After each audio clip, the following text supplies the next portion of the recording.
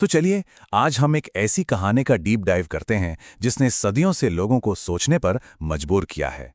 हम बात कर रहे हैं महाभारत की।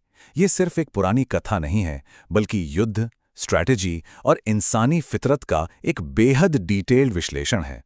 इस एक्सप्लेनर में हम ओरिजिनल सोर्सेज और हिस्टोरिकल फैक्ट्स के जरिए इस महाकाव्य के आकार और इसकी गहराई को बिल्कुल नए नजरिए से अनपैक करेंगे।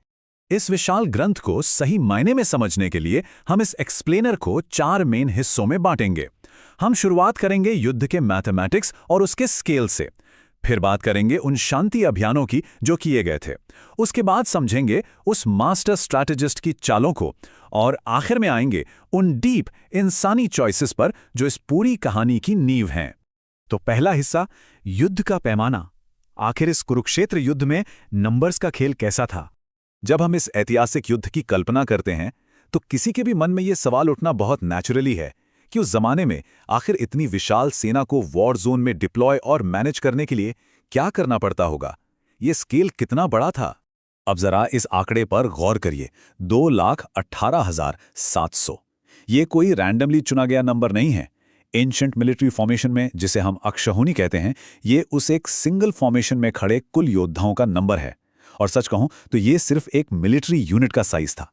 दरअसल इस प्राचीन सैन्य संगठन के पीछे एक बहुत ही स्ट्रिक्ट मैथमेटिकल फॉर्मूला चलता था। बेस रेशियो था 1 रथ, 1 हाथी, 3 घोड़े और 5 पैदल सैनिक। यही रेशियो हर लेवल पर मल्टीप्लाई होता था। एक छोटी सी पट्टी से शुरू होकर गुल्मा, फिर आनेकिनी और आखिर में एक पूरी अक्षौहिणी बनती थी। ये एंशिएंट मैथ का एक ब्रिलियंट एग्जाम्पल है। और यही मैथमेटिक्स एक बहुत बड़ा पावर इम्बैलेंस क्रिएट करता है। कौरवों के पास ऐसी 11 अक्षौहिणी सेना थी, जबकि पांडव गठबंधन के पास सिर्फ 7। यानी नंबर्स के मामले में शुरुआत से ही कौरवों का पलड़ा कहीं ज्यादा भारी था। लेकिन तलवारें निकालने से पहले एक दूसरा दौर भी आया था, भाग 2 शांति अभियान। यानी तबाही आने से पहले कूटनीति का इस्तेमाल। लाखों लोगों का खून बहने से रोकने के लिए शांति दूतों के एफर्ट्स का एक पूरा सिलसिला चला था।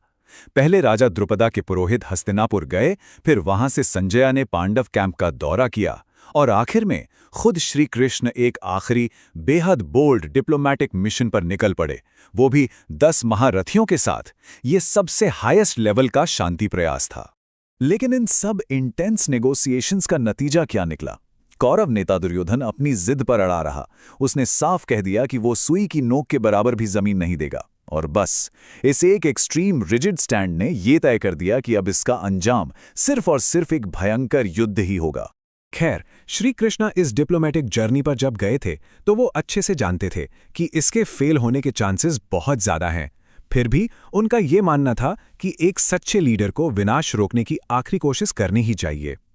रिजल्ट चाहे जो हो, कम से कम दिल में ये तसल्ली जरूर होनी चाहिए कि हमने अपना बेस्ट अटेम्प्ट दिया। और जब युद्ध का होना पक्का हो गया तो फोकस शांति से हटकर टैक्टिक्स पर चला गया। भाग 3, मास्टर स्ट्रैटेजिस्ट, यानी बैटलफील्ड पर कृष्ण का दिमाग। अगर हम उनकी स्ट्रैटेजीज को ब्रेक डाउन करें तो कुछ चीजें बिल्कुल क्लियर हैं। उनकी अद्भुत दूरदृष्टि, जबरदस्त इमोशनल इंटेलिजेंस, हालात के हिसाब से तुरंत अपनी चाल बदलने की काबिलियत और उनका क्लियर कम्युनिकेशन, ये सब वो क्वालिटीज थीं जो सामने वाली सेना के इतने बड़े नंबर्स पर भी भारी पड़ गईं। पर सबसे इंटरेस्टिंग बात यह है कि कृष्णा की चाहे कोई भी स्ट्रैटेजी हो या भागवत गीता का ज्ञान हो, सब कुछ एक ही बेसिक कॉन्सेप्ट पर टिका था, और वो था धर्म। यानी लाइफ कितनी भी कॉम्प्लेक्स क्यों ना हो जाए, अपने कर्तव्य और एथिक्स पर डिट रहना सबसे जरूरी है।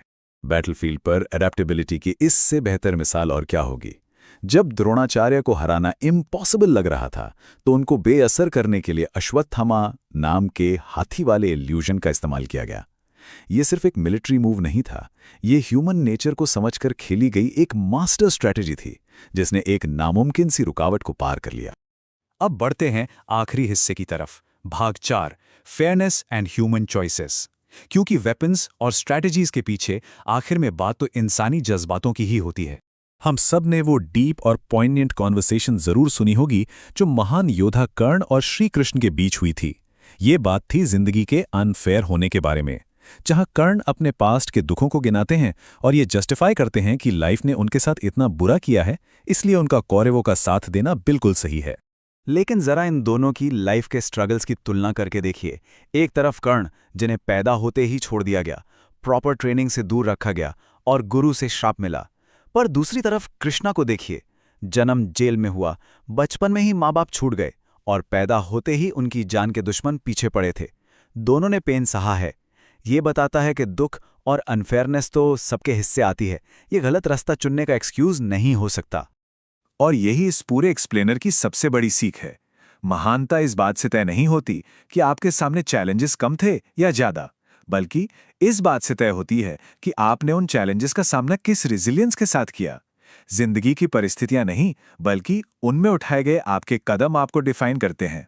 तो इस पूरे एनालिसिस को समेटते हुए एक आखिरी सवाल जो हम सबको खुद से पूछना चाहिए, जब हमारी लाइफ में प्रोफाउंड अनफेयरनेस आती है, जब चीज़ें बिल्कुल हमारे खिलाफ होती हैं, तब हमारा रिएक्शन क्या होता है? ड्यूटी, स्ट्रैटेजी और रेजिलियंस के जो पुराने लेसन्स हैं, क्या ये आज भी हमारी रोज़मर्रा की लड़ाइयों में हमें रास्ता नहीं दिखाते? सोचिएगा ज़रूर।